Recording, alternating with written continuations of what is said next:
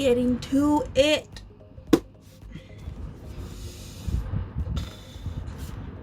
What's up, angels? Welcome back to another video.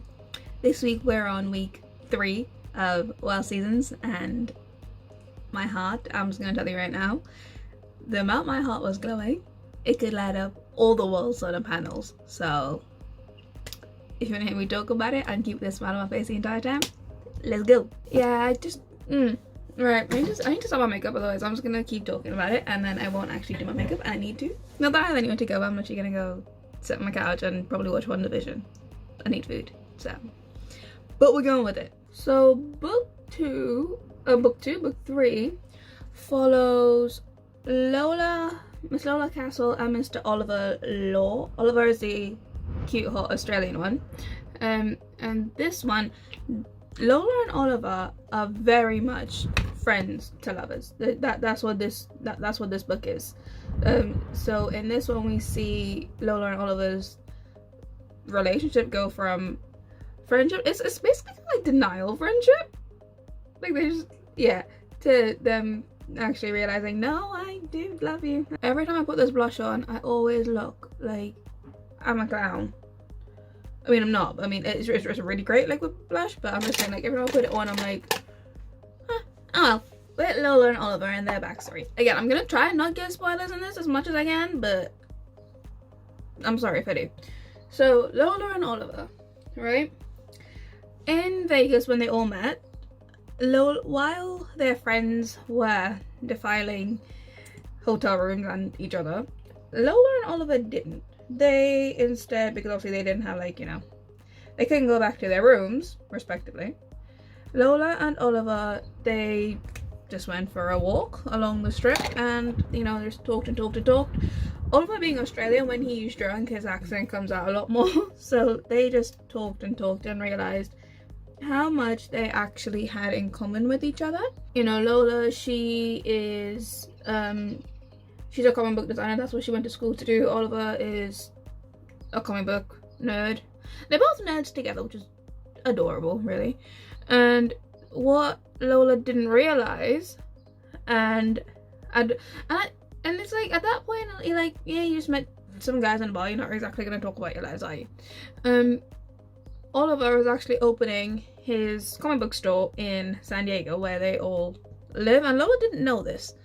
No, and you don't realize that she doesn't know this until, like, you read me and Ansel's story. So hi ho, there you go, now you know. And then they just sort of become friends after that, because Lola doesn't really let many people in. Her 2 best friends are now married, so her and Oliver get really close. Like, they spend a lot of time together, like all the time.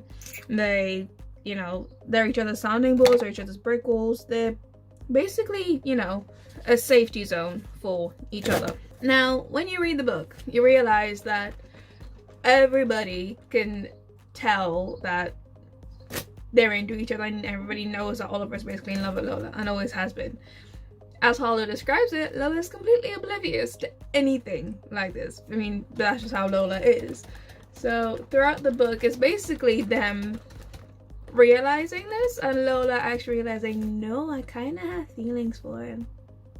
And just like the Dear Ali thing, this one's split between Lola and Oliver's point of view. So you see them basically talk about their feelings for each other, and I'm just reading it going, how do you not read it? Now, unlike the first 2, where there is a lot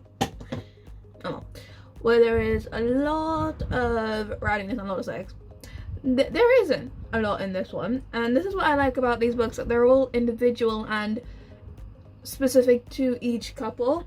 In this one, for the majority of the book, actually, you just see Lola and Oliver get a lot closer, and you see them learn more about each other and about their lives and their backgrounds and everything. Because even though they talk about, you know, a lot of stuff together, they still don't, you know, say every single thing to each other, because that's sort of how their relationship currently works.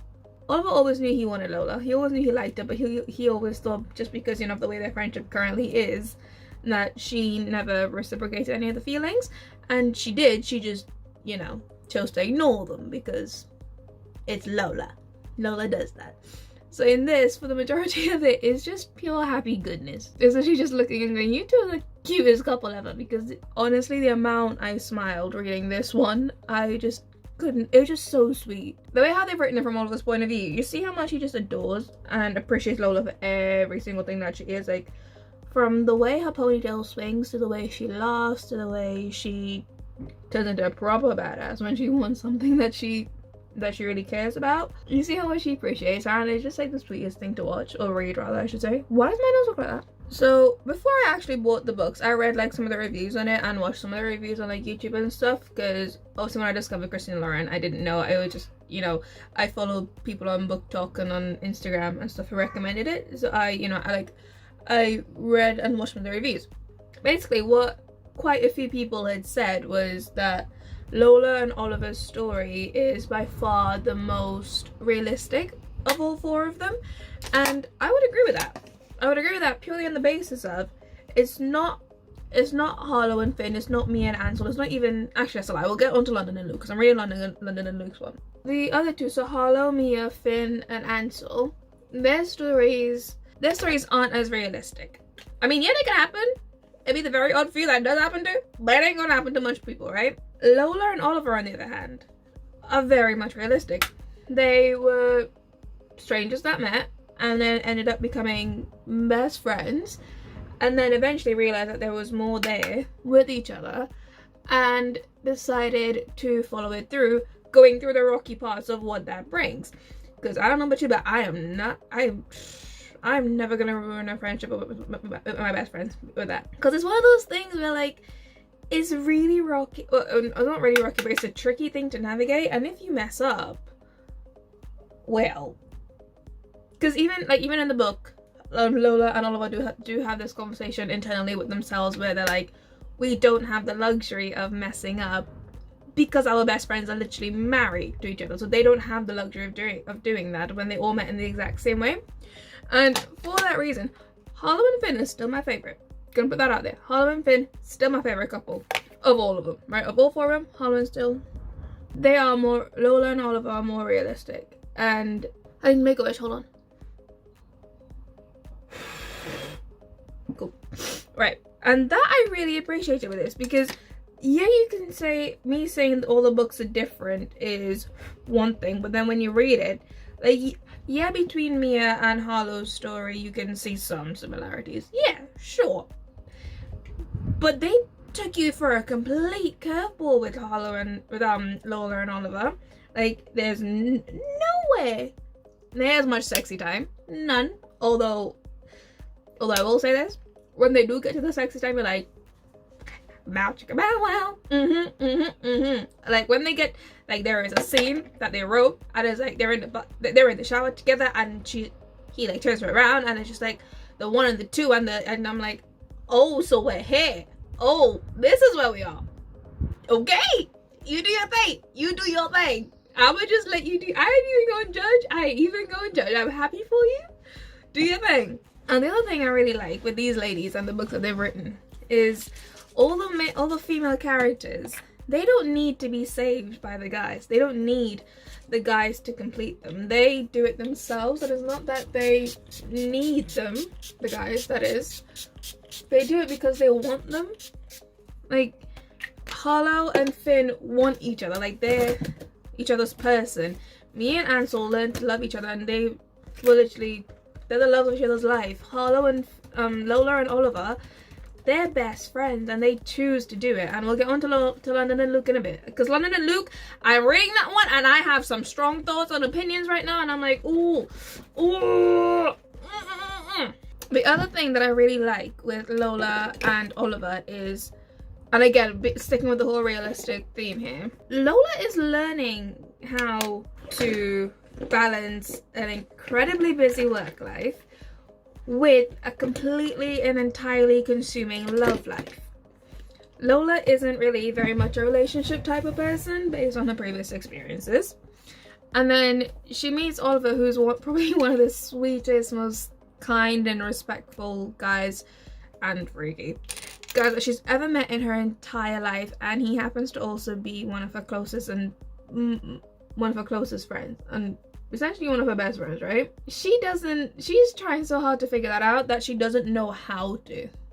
Really, she doesn't know how to do it. So little Lola here is trying to, you know, figure out how to balance all of that, and Oliver just wants to be there for her. He just wants to help her. He just wants to be her, not her knight in shining armor, but the person that she comes to, her safe place, right? And eventually they do become all of that, and that's fine.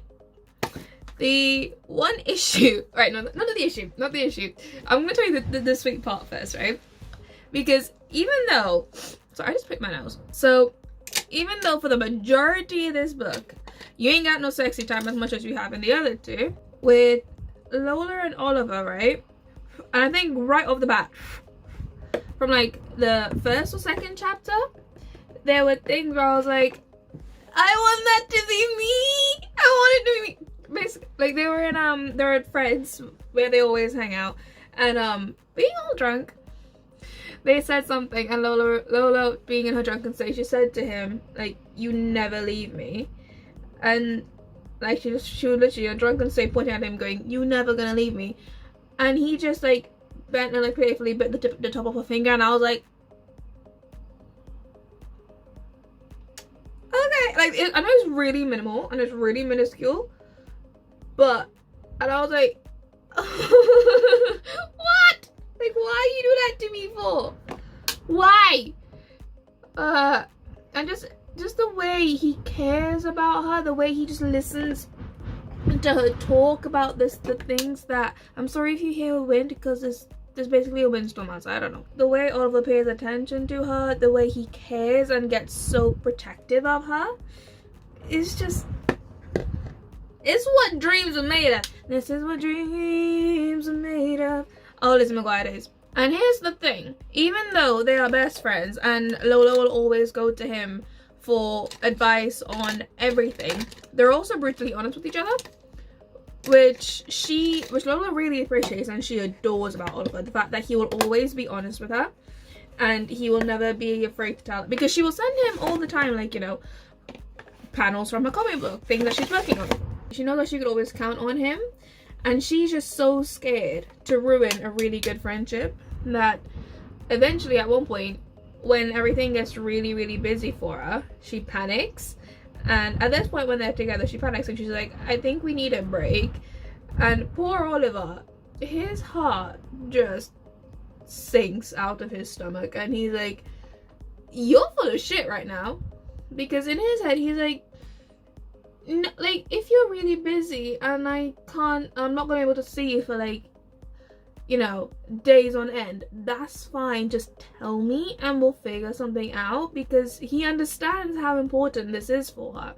He does. He knows how important Razorfish is for her. He understands how big of a deal this is. He does. Lola being young and not having to have done this before, she sort of she panics and she doesn't, and it hurts her. It hurts her so much.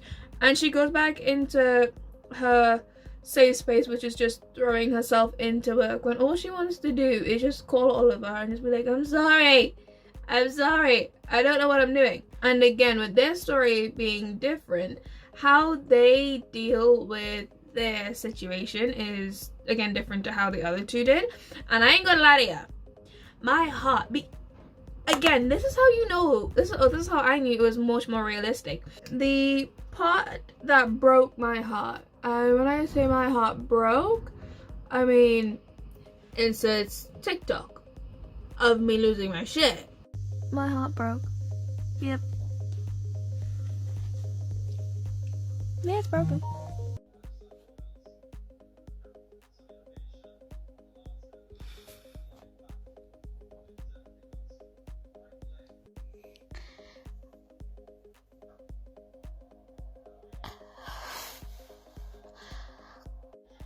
My heart is out my body.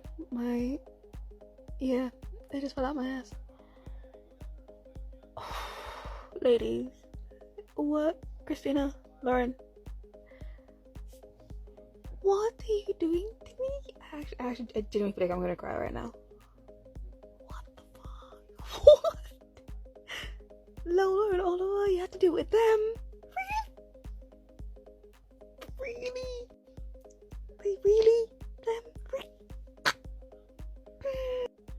can go cry now. Okay.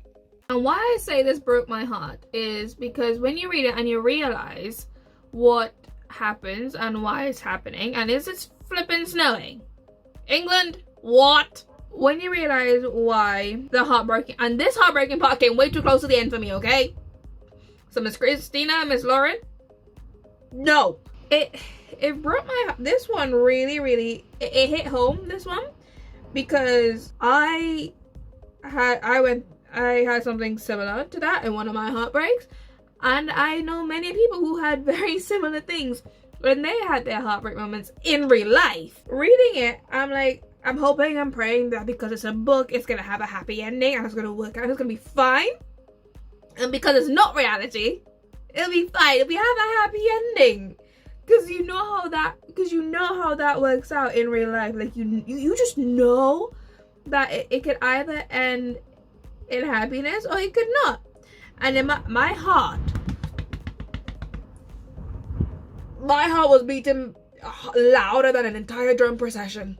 People might say, and people have, and like other people, I mean my mom, have said that I get way too invested in these things, and I do. I'm a person that I get way too invested in these things. So when you read the books, you may not have the same reaction that I do. But if you are like me, and you get really invested, just be prepared for the heartache. Just be prepared for it, because it's gonna come. It's not gonna last forever. I will tell you that. It's not gonna last forever. But just be prepared for it, because when I tell you, I was genuinely about to cry. I honestly had a moment where I was like, I messaged my friend, I was like, I'm gonna cry. I'm actually gonna cry this right now. And she was like, calm down, just finish the book, it's fine. And I was like, whoo, baby, I am not ready for this. I permanently refuse to have any more heartbreak situations in my life. In real life, don't give me one in a fictional world where I prefer to live, please. Don't do that to me. And now on the flip side of that, the funniest thing is, I'm just gonna say the one line, and when you read it, you'll figure it out. Show thyself, mighty stallion. It was honestly the best part of the book, because in my head again, I was thinking, that's the kind of crap my friends would pull on me if that was me in that situation. They would do that to me. It's this. Right, I need to finish my makeup and then tell you how much. Also, I look like a freaking peacock. Oh my god.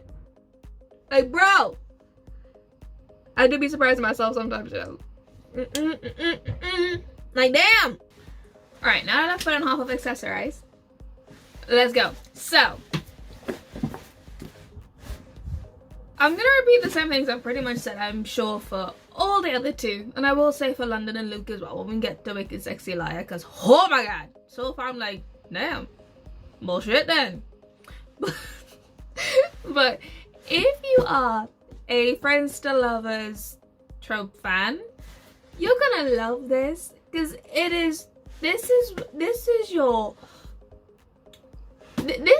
blueprint for Friends to Lovers. I feel like this is what every other Friends to Lovers storyline has been made after. I feel like this is what they've used as their blueprint, because it's so, they've done it, it's a, like we all know by now, because I've said 100 million times, these are romance books. They aren't cheesy, they are just amazing books, and you should read them. I don't care if you're a 45-year-old man. What they've done, they've made a fictional relationship, and they've made a fictional characters and fictional world, which I'd love to live in, that is so much like the world that we live in and the reality of what life actually is. I say this and I sound like I've had years and years on the dating market. I have not. I'm only 23. I've only had 2 boyfriends. I'm literally the friend of the friend. I'm the hot friend's friend, and they go, yo AJ, who's your friend? Alright? That's cool. Different story for different day. And why I love this one so much, right, is because even though Harlow and Finn are my favorite, I could have related to this one much more, because for me personally, that is how I want to build my relationship. Lola and Oliver's friendship is built off of trust. It's built off of learning to trust and learning each other and becoming best friends. And then they went on to being in a relationship. Because unlike Harlow and Mia, they didn't get married because even because in the book they do say we aren't our friends, we have our own path to take. So they don't go straight into being married, but they do it in the way that I like and I would want to do if I ever get into a relationship again. In that they took their time and they were friends. They knew for a fact that because of their friendship dynamic and their friendship group that they're in, they did have a lot of pressure on them in the sense of they can't fuck up because of what their other two best friends are doing. And it's not like it's just like friends within a group and it's fine. It's their best friends. They don't have the luxury of messing up. Yeah, they did hit their rough patch, as anybody will. But I think for me, reading this one, the reason that rough patch hit me a lot harder is because I was like, I know what that can do to a friendship group. And because of how realistic Lola and Oliver's story is, you're like, you know how bad that could end. You know how bad that could get. I mean, obviously it doesn't because it's a book and it's great. This book made me so happy. I smiled and I laughed so much because, and the thing is, right, you would think that I was doing it because like the other two are just full of sex. It's not like the first half of the book. There's none of it. If there is any, it's the other characters talking about their sex lives. It was just pure goodness that just made me happy. And it had like it was the little details. It's the little details that they add in, like Oliver biting her finger, the way she looks at his lips, the way he looks at her lips, the way he looks at the way her body moves, the way she realizes things about him, the way he interacts with people. It's the little bits that they add in, the little tiny bits of detail that they've added in with Lola and Oliver that make their story and that make you realize how great their relationship, isolated from everybody else's, how great their relationship is.